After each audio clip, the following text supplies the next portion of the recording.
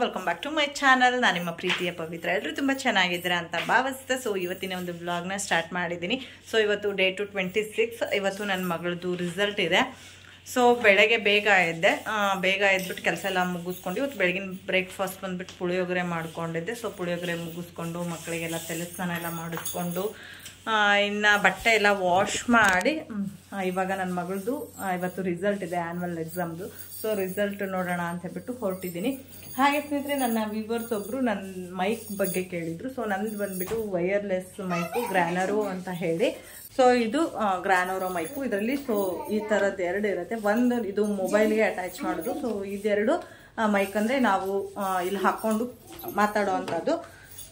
ಇದನ್ನು ನಾವು ಆನ್ ಮಾಡಿಕೊಂಡ್ರೆ ಮಾತ್ರ ಅದು ವರ್ಕ್ ಆಗುತ್ತೆ. ಮೇ ಬಿ ನಾನು ಮೊನ್ನೆ ಆನ್ ಮಾಡ್ಕೊಂಡಿರಲಿಲ್ಲ ಅಂತ ಅಂದ್ಕೊಳ್ತೀನಿ. ಸೊ ಅದಕ್ಕೆ ಅದು ವರ್ಕ್ ಆಗಿರಲಿಲ್ಲ. ನಿಮ್ಗೆ ಇಲ್ಲಿ ಕೆಳಗಡೆ ಒಂದು ಲೈಟ್ ಕಾಣಿಸುತ್ತೆ ನೋಡಿ. ಈ ರೀತಿ ಬ್ಲಿಂಕ್ ಆದರೆ ಮಾತ್ರ ಅದು ಆನ್ ಆಗಿರುತ್ತೆ. ಬಟ್ ಅದು ನನಗೆ ಗೊತ್ತಾಗಲಿಲ್ಲ. ಸೊ ಹಾಗೇನೆ ನಾನು ವಿಡಿಯೋ ಮಾಡಿದ್ದೆ, ಹಾಗಾಗಿ ಅದು ಅಷ್ಟು ಸರಿ ಬರಲಿಲ್ಲ. ನಮ್ದೆಲ್ಲ ವಿಡಿಯೋಗೆ ವಾಯ್ಸ್ ಕೊಡೋದಾಗಿರ್ಬೋದು ಅಥವಾ ನಾವು ಡೈರೆಕ್ಟಾಗಿ ಮಾತಾಡುವಾಗಲೇ ಈ ಒಂದು ಮೈಕ್ನ ಯೂಸ್ ಮಾಡಿ ಮಾತಾಡ್ಬೋದು. ಸೊ ಅದಾದಮೇಲೆ ಇದನ್ನು ಮತ್ತೆ ವಾಪಸ್ ಇದೇ ರೀತಿ ಜೋರಾಗಿ ಪ್ರೆಸ್ ಮಾಡಿದ್ರೆ ಸಾಕು. ಸೊ ಇಲ್ಲಿ ಒಂದು ಸೈಡಿಗೆ ಬಟನ್ ಇದೆ. ಸೊ ಅದನ್ನು ಹಿಂಗೆ ಜೋರಾಗಿ ಪ್ರೆಸ್ ಮಾಡಿದ್ರೆ ಅದು ಆಫ್ ಆಗುತ್ತೆ. ಸೊ ಜೋರಾಗಿ ಪ್ರೆಸ್ ಮಾಡಿದ್ರೆ ಆನ್ ಆಗುತ್ತೆ. ಸೊ ಚೆನ್ನಾಗಿದೆ ಮೈಕು. ಈ ಮೈಕು ನಾನು ತಗೊಂಡಾಗ 2499 ರುಪೀಸ್ ಇತ್ತು. ಅಂದರೆ ₹1 ಕಮ್ಮಿ 2500 ಇತ್ತು. ಬಟ್ ಇವಾಗ ನಾನು ಸರ್ಚ್ ಮಾಡಿದೆ ಈ ಮೈಕ್ ಬಗ್ಗೆ. ಸೊ ಕೇಳಿದ್ರು ಅಂತ ಹೇಳಿ ಒಂದ್ಸರಿ ಸರ್ಚ್ ಮಾಡಿದೆ. ಇವಾಗೇನಾದರೂ ನೀವು ಬೈ ಮಾಡೋ ಹಾಗಿದ್ರೆ ಇವಾಗ ರೇಟ್ ಕಡಿಮೆ ಇದೆ. ಎಷ್ಟಿದೆ ಅಂತಂದರೆ 1999 ಇದೆ. ಸೊ 500 ಕಡಿಮೆ ಇದೆ. ಬೈ ಮಾಡೋ ಹಾಗಿದ್ರೆ ಬೈ ಮಾಡಿ. ಮೇ ಬಿ ಅವರು ಕೂಡ ಯಾವುದೋ ಯೂಟ್ಯೂಬರು ಅಂತ ಅಂದ್ಕೊಂಡಿದ್ದೀನಿ. ನಾನು ಕೇಳಿದೆ ಅವ್ರಿಗೆ ಹೆಸರು, ಬಟ್ ಅವ್ರು ಹೇಳಲಿಲ್ಲ. ಅವ್ರದ್ದು ಸರ್ಚ್ ಮಾಡಿದಾಗೂ ಕೂಡ ನನಗೆ ಯಾವುದೇ ವೀಡಿಯೋಸು ಕೂಡ ಕಾಣಲಿಲ್ಲ. ಸೊ ವ್ಲಾಗ್ ಅಂತ ಏನೋ ಇದೆ ಅವ್ರದ್ದು. ಸೊ ನೀವು ಕೇಳಿರೋ ಮಾಹಿತಿನ ನಾನು ಕೊಟ್ಟಿದ್ದೀನಿ. ಸೊ ನಿಮಗೆ ಈ ಮಾಹಿತಿ ಇಷ್ಟ ಆಯಿತು ಅಂತ ಅಂದ್ಕೊಂಡಿದ್ದೀನಿ. ಹಾಗೆ ಮಕ್ಕಳದ್ದು ನೋಡಿದ್ರಲ್ವ, ಇಷ್ಟೊತ್ತು ಜಗಳ ಆಯಿತು. ಸೊ ಫೈನಲಿ ನಿನ್ನೆನೇ ನಮಗೆ ಜಾಸ್ತಿ ರೇಷನ್ ಬಂದಿರೋದು. ಸೊ ಎಷ್ಟು 60 kg ರೇಷನ್ ಬಂದಿದೆ. ಫಸ್ಟ್ ಟೈಮ್ ಅಷ್ಟೊಂದು ರೇಷನ್ ಬಂದಿರೋದು. ಹಾಗೆ ಸ್ನೇಹಿತರೆ, ನಾನು ಒಂದು ಟ್ರೈಪಾಡ್ ಕೂಡ ತೊಗೊಂಡಿದ್ದೀನಿ. ಸೊ ಅದನ್ನು ಕೂಡ ಶೇರ್ ಮಾಡ್ಕೊಂಡ್ಬಿಡ್ತೀನಿ. ಇದು ಮೀಶೋದಲ್ಲಿ ನಾನು ತೊಗೊಂಡಿದ್ದು ಗೋರಿಲ್ಲಾ ಟ್ರೈಪಾಡ್ ಅಂತ ಹೇಳಿ ಸಿಗುತ್ತೆ. ಸೊ ಇದು ಜಸ್ಟ್ 178 ರುಪೀಸ್ ಅಷ್ಟೇ, ಜಾಸ್ತಿ ಏನಿಲ್ಲ. ಬಟ್ ನಿಜವಾಗ್ಲೂ ವರ್ತ್ ಮನಿ ಅಲ್ಲ. ಇದಕ್ಕೆ ನಾವು ಇಷ್ಟು ಅಮೌಂಟ್ ಕೊಟ್ಟಿದ್ದು ತುಂಬ ಕಡಿಮೆ ಆಯ್ತೇನೋ ಅನ್ಸುತ್ತೆ. ಸೊ ಅಷ್ಟು ಚೆನ್ನಾಗಿದೆ ಇದು ಮೈಕು.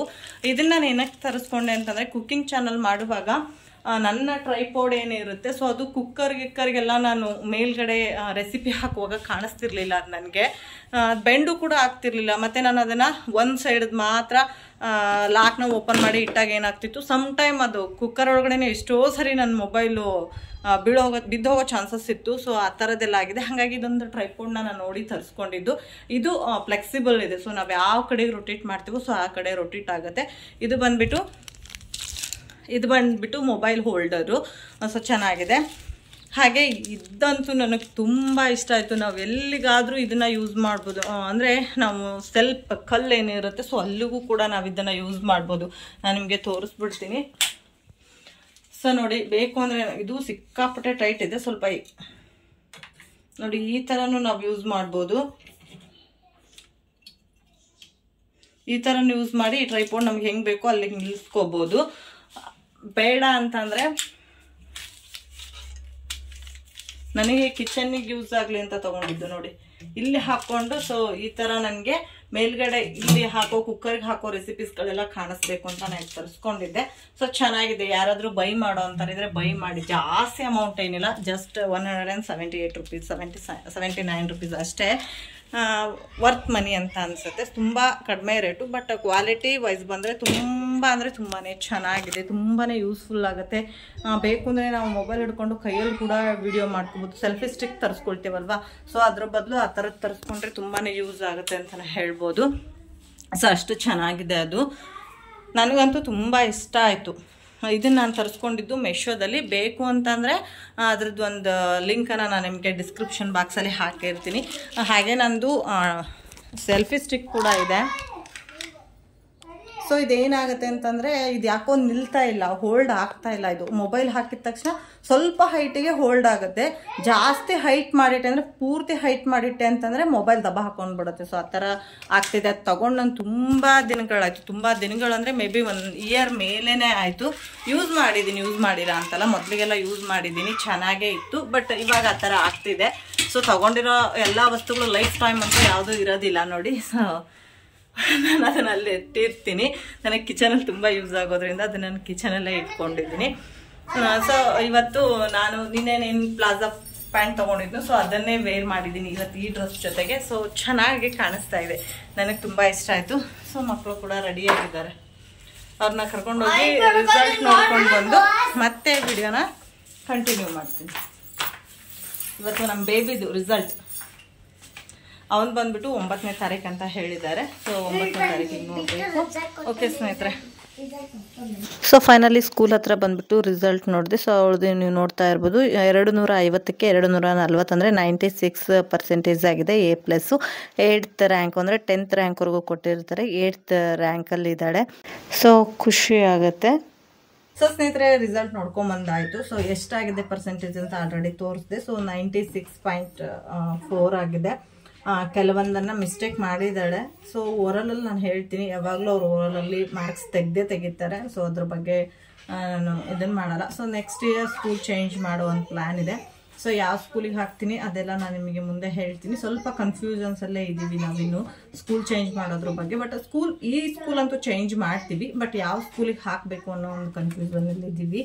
ಸೊ ಸ್ಕೂಲ್ ಚೇಂಜ್ ಮಾಡೋ ಉದ್ದೇಶ ಇದೇನೆ. ಸೊ ಅವರು ಈ ಥರ ಮಾಡಿದ್ರೆ ನಮ್ಗೆ ಹಿಡಿಸೋದೇ ಇಲ್ಲ. ಸೊ ಅವಳು ಓವರಾಲ್ ನಿಜವಾಗ್ಲೂ ಎಲ್ಲ ಹೇಳ್ತಾಳೆ, ಆದರೂ ಕೂಡ ಈ ಥರ ಮಾಡಿದಾಗ ನಮಗೆ ಮನಸ್ಸಿಗೆ ತುಂಬ ಬೇಜಾರಾಗುತ್ತೆ. ಅಟ್ಲೀಸ್ಟ್ ಅವಳದು 3rd ರ್ಯಾಂಕ್ 2nd ರ್ಯಾಂಕ್ ಬರೋ ಅಂಥ ಒಂದು ಇದು ಅದು, ಬಟ್ ಅವ್ರು ಕೊಟ್ಟಿರಲ್ಲ. ಸೊ ಹಾಗಾಗಿ ಸ್ವಲ್ಪ ನಮಗೂ ಕೂಡ ಬೇಜಾರಾಗುತ್ತೆ. ಹಾಗಾಗಿ ಸ್ಕೂಲ್ ಚೇಂಜ್ ಮಾಡ್ತಾ ಇದ್ವಿ. ಬಟ್ ಎಲ್ಲಿ ಏನು ಅಂತ ಹೇಳಿ ಸ್ವಲ್ಪ ಡಿಸ್ಕಷನ್ ಮಾಡ್ತಾ ಇದ್ದೀವಿ ನಾನು ಮತ್ತು ನಮ್ಮ ಮನೆಯವರು, ಸ್ಕೂಲ್ ಎಲ್ಲಿಗೆ ಹಾಕೋಣ ಅಂತ ಹೇಳಿ. ಸೊ ನೋಡಿ ಎಲ್ಲಿಗೆ ಅಂತ ಹೇಳ್ಬಿಟ್ಟು ನಿಮ್ಗೆ ಅಡ್ಮಿಷನ್ ಮಾಡಿಸುವಾಗ ಆ ಸ್ಕೂಲ್ ಬಗ್ಗೆ ಎಲ್ಲ ತಿಳ್ಕೊಂಡೆ ಅಡ್ಮಿಷನ್ ಮಾಡಿಸೋದು. ಸೊ ಎಲ್ಲಿಗೆ ಅಂತ ಹೇಳ್ಬಿಟ್ಟು ನಾನು ನಿಮಗೆ ಮತ್ತೆ ಇನ್ನೊಂದ್ಸರಿ ವಿಡಿಯೋ ಮಾಡಿದಾಗ ಹೇಳ್ತೀನಿ. ಸೊ ಇನ್ನು ಮಕ್ಕಳು ಐಸ್ ಕ್ರೀಮ್ ಕೇಳ್ತಾ ಇದ್ರು. ನಾನು ನಿನ್ನೆನೇ ಮಾಡಿದ್ದೆ, ಬಟ್ ಹೇಳಿರಲಿಲ್ಲ ಅವ್ರಿಗೆ.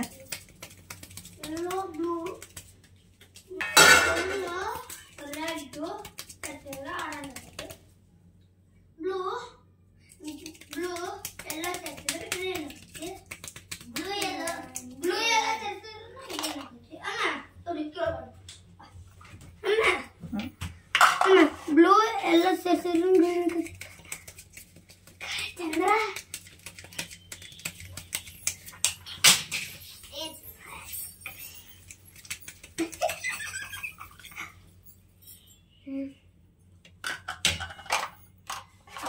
ಅದ್ರಾಗ ಯಾಕೆ ಮಾಡಿಲ್ಲ ಐಸ್ ಕ್ರೀಮ್? ಇದ್ರಾಗ ಯಾಕೆ ಮಾಡಿಲ್ಲ? ಬೇಡ ಅಂತ ಪಾಪ ಅವ್ರಿಗೆ ಗೊತ್ತೇ ಇರಲಿಲ್ಲ ನಾನು ಐಸ್ ಕ್ರೀಮ್ ಮಾಡಿಟ್ಟಿದ್ದು. ಯಾಕೆ ಅವ್ರಿಗೆ ಹೇಳಿರಲಿಲ್ಲ ಅಂತಂದರೆ ಅದು ಐಸ್ ಕ್ರೀಮ್ ಆಗೋ ತನಕ ಬಿಡೋದಿಲ್ಲ. ಪದೇ ಪದೇ ಹೋಗ್ಬಿಟ್ಟು ಓಪನ್ ಮಾಡಿ ನೋಡ್ತಿರ್ತಾರೆ. ಸೊ ಹಾಗಾಗಿ ಅವ್ರಿಗೆ ಹೇಳಿರಲಿಲ್ಲ. ನೈಟ್ ಮಾಡಿ ಇಟ್ಬಿಟ್ಟು ಮಲ್ಕೊಂಡಿದ್ದೆ ನಾನು. ಸೊ ಅದು ಮಿನಿಮಮ್ 8 ಗಂಟೆನಾದರೂ ಫ್ರೀಝರಲ್ಲಿ ಇದ್ದರೆ ಅದು ಚೆನ್ನಾಗಿ ಐಸ್ ಆಗಿಬಿಟ್ಟಿರುತ್ತೆ. ಇಲ್ಲಾಂದರೆ ನೀರು ಹಾಗೇ ಇರುತ್ತೆ. ಅವ್ರಿಗೆ ತಿನ್ನೋ ಆಸೆ, ತೆಗೆದು ನೋಡ್ತಿರ್ತಾರೆ.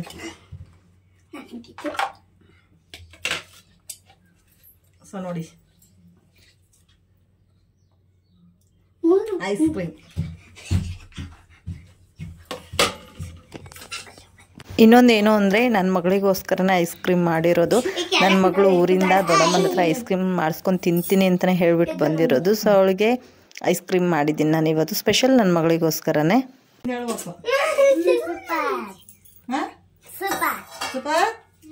ಸೊ ಇನ್ನು ನೆಕ್ಸ್ಟ್ ಸ್ನೇಹಿತರೆ, ಇವತ್ತು ಒಬ್ಬಟ್ಟು ಮಾಡೋ ಪ್ಲ್ಯಾನ್ ಇದೆ. ಯಾಕೆಂದರೆ 3 ಡೇಸಿಂದ ನಮ್ಮನೆಯವ್ರು ಕೇಳ್ತಾನೆ ಇದ್ರು ಒಬ್ಬಟ್ಟು ಮಾಡು ಅಂತ ಹೇಳಿ, ಬಟ್ ಮಾಡಿರಲಿಲ್ಲ, ಹೇಳಿದ್ನಲ್ವ. ಸೊ ನನ್ನೊಂದು ಪೀರಿಯಡ್ ಡೇಟು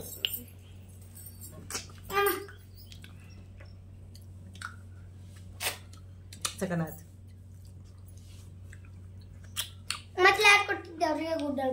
ವೆರಿ ಗುಡ್ ಎಲ್ಲರಿಗೂ. ಅಲ್ಲ, ವೆರಿ ಗುಡ್ ಯಾಕೆ ಹೇಳ್ಬೇಕು, ಥ್ಯಾಂಕ್ಸ್ ಹೇಳ್ಬೇಕಲ್ಲ. ಥ್ಯಾಂಕ್ಸ್ ಎಲ್ಲರಿಗೂ.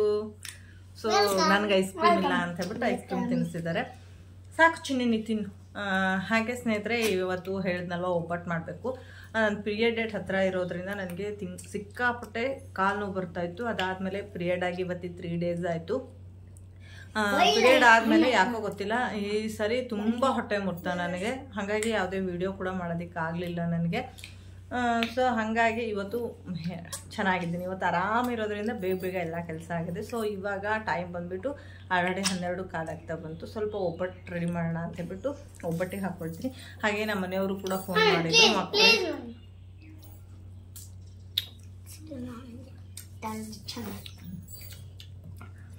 ಸ್ವಲ್ಪ ಹೋಗ್ಬಿಟ್ಟು ಬಟ್ಟೆ ಶಾಪಿಂಗ್ ಮಾಡ್ಕೊಂಬ ಮಕ್ಕಳಿಗೆ ಅಂತ ಹೇಳಿ. ಬಟ್ ಇವತ್ತು ಹೋಗಲ್ಲ ಬಟ್ಟೆ ಶಾಪಿಂಗಿಗೆ, ಹೋದ್ರೆ ನಾಳೆ ಹೋಗ್ತೀನಿ. ಒಬ್ಬಟ್ಟು ಮಾಡಬೇಕು. ಹೆಂಗೈತೆ ಐಸ್ ಕ್ರೀಮು? ಮತ್ತು ಒಬ್ರು ನಂಗೆ ಥ್ಯಾಂಕ್ಸ್ ಹೇಳಿಲ್ಲ.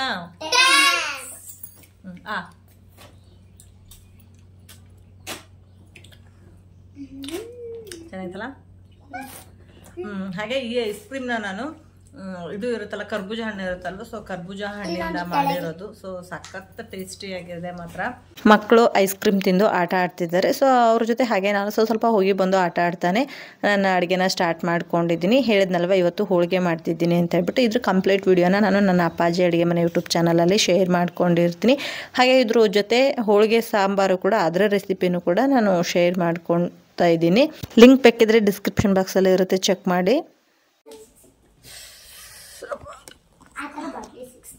ಸ್ನೇಹಿತರೆ ಒಬ್ಬಟ್ಟಿಗೆಲ್ಲ ರೆಡಿ ಮಾಡ್ಕೊಂಡೆ. ಬಟ್ ಕರೆಂಟ್ ಹೋಯ್ತು. ನಿನ್ನೆನೂ ಹಿಂಗೆ ಆಯಿತು. ಮಧ್ಯಾಹ್ನ ಟೈಮ್ ಕರೆಂಟ್ ತೆಗೆದು 4 ಗಂಟೆಗೆ ಹಾಕಿದ್ದಾರೆ. ಮೇ ಬಿ ನಿನ್ನೆ ಏನೋ ಸಮಸ್ಯೆ ಇರ್ಬೋದು ಅಂತ ಅಂದ್ಕೊಂಡಿದ್ದೆ. ಬಟ್ ಇವತ್ತು ಕೂಡ ಅಷ್ಟೇ, ಇಷ್ಟೊತ್ತಿಗೆ ಕರೆಂಟ್ ತೆಗೆದಿದ್ದಾರೆ. 2 ಗಂಟೆಗೆ ಕರೆಂಟ್ ತೆಗಿತಾರೆ ಮತ್ತು 4 ಗಂಟೆ 4:15 ಹಾಕ್ತಾರೆ. ಒಬ್ಬಟ್ಟಿಗೆ ರೆಡಿ ಮಾಡ್ಕೊಂಡಾಯ್ತು. ಇನ್ನು ಅವರಿಗೆ ಒಬ್ಬಟ್ಟು ರೆಡಿ ಮಾಡ್ಕೊಳ್ಳೋಣ ಅನ್ನೋಷ್ಟು ಕರೆಂಟ್ ಹೋಗಿದೆ. ಅಂದರೆ ಹೂರ್ಣ ಒಬ್ಬಟ್ಟಿಗೆ ತಯಾರಿ ಮಾಡ್ಕೊಂಡೆ. ಬಟ್ ಹೂರ್ಣ ತಿರುಗ್ಕೋಬೇಕಿತ್ತು, ಕರೆಂಟ್ ಹೋಗಿದೆ. ಸೊ ಈಗ ಹಣ್ಣಿತ್ತು, ಕರ್ಬೂಜ ಹಣ್ಣು ಹೆಚ್ಚಿಕೊಡು ಅಂತ. ಬೆಲ್ಲ ತಮ್ಮ, ಬೆಲ್ಲ. ಇಲ್ಲ ಐಪ ಬೆಲ್ಲ. ಬೆಲ್ಲ ಇಲ್ಲ ಐತಿ, ಒಂದು ಪ್ಲೇಟ್ ತಂಬರ್ ಪೂಜೆ. ಹಂಗೆ ನೋಡಲ್ಲ, ಹಿಂಗೆ ಇಟ್ಕೋಬೇಕು.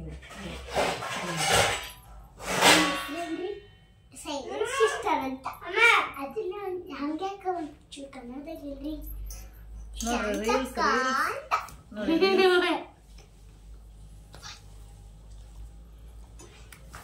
ಸೊ ಅವರಿಗೆ ಇವಾಗ ಸ್ವಲ್ಪ ಹಣ್ಣು ಹೆಚ್ಚಿಕೊಟ್ಬಿಟ್ಟು ಅದ್ರ ಜೊತೆ ಬೆಲ್ಲ ಆ್ಯಡ್ ಮಾಡ್ತಾ ಇದ್ದೀನಿ. ಹಾಗೆ ಸ್ವಲ್ಪ ಜೇನುತುಪ್ಪನ ಆ್ಯಡ್ ಮಾಡ್ಕೊಡ್ತಾ ಇದ್ದೀನಿ. ಸಖತ್ ಟೇಸ್ಟಿಯಾಗಿರುತ್ತೆ. ಸೊ ಇದಿಷ್ಟು ಕೊಟ್ಬಿಟ್ಟು ಸ್ವಲ್ಪ ಹೊತ್ತು ಮಲಗಿಸ್ಬಿಡ್ತೀನಿ. ಅವ್ರದ್ದು ಆಲ್ರೆಡಿ ಊಟ ಆಗಿದೆ. ಊಟ ಆಗಿ ಯಾಕೋ ಸ್ವಲ್ಪ ಹಣ್ಣು ತಿಂತೀನಿ ಅಂದಿದ್ದಕ್ಕೆ ಹಣ್ಣು ಹೆಚ್ಚಿಕೊಡ್ತಾ ಇದ್ದೀನಿ. ಸೊ ಇವಾಗ ಸ್ವಲ್ಪ ಹಣ್ಣು ತಿನ್ನಿಸ್ಬಿಟ್ಟು ಮಲಗಿಸ್ಬಿಡ್ತೀನಿ. ಹಾಗೆ ನನ್ನ ರೊಟೀನ್ ಕೂಡ ಸ್ಟಾರ್ಟ್ ಮಾಡ್ಕೊಳ್ತೀನಿ. ಹಾಗೆ ಸ್ನೇಹಿತರೆ ಇದ್ರ ಜೊತೆ ಇವತ್ತಿನ ವ್ಲಾಗ್ ಕೂಡ ಎಂಡ್ ಮಾಡ್ತಾ ಇದ್ದೀನಿ. ಈ ವ್ಲಾಗ್ ಖಂಡಿತ ನಿಮ್ಮೆಲ್ಲರಿಗೂ ಇಷ್ಟ ಆಯಿತು ಅಂತ ಅಂದ್ಕೊಂಡಿದ್ದೀನಿ. ಇಷ್ಟ ಆದರೆ ಗೊತ್ತಲ್ವಾ, ದಯವಿಟ್ಟು ಒಂದು ಲೈಕ್ ಮಾಡೋದನ್ನ ಮರಿಬೇಡಿ. ಹಾಗೆ ಯಾರೆಲ್ಲ ನನ್ನ ಚಾನಲ್ನ ಸಬ್ಸ್ಕ್ರೈಬ್ ಮಾಡದೆ ವಾಚ್ ಮಾಡ್ತಾ ಇದ್ದೀರಾ, ಪ್ಲೀಸ್ ಸಬ್ಸ್ಕ್ರೈಬ್ ಮಾಡ್ಕೊಂಡು ವಾಚ್ ಮಾಡಿ. ಸಿಗೋಣ ನೆಕ್ಸ್ಟ್ ವ್ಲಾಗಲ್ಲಿ. Thank you for the watching. Love you all. Take care. Bye.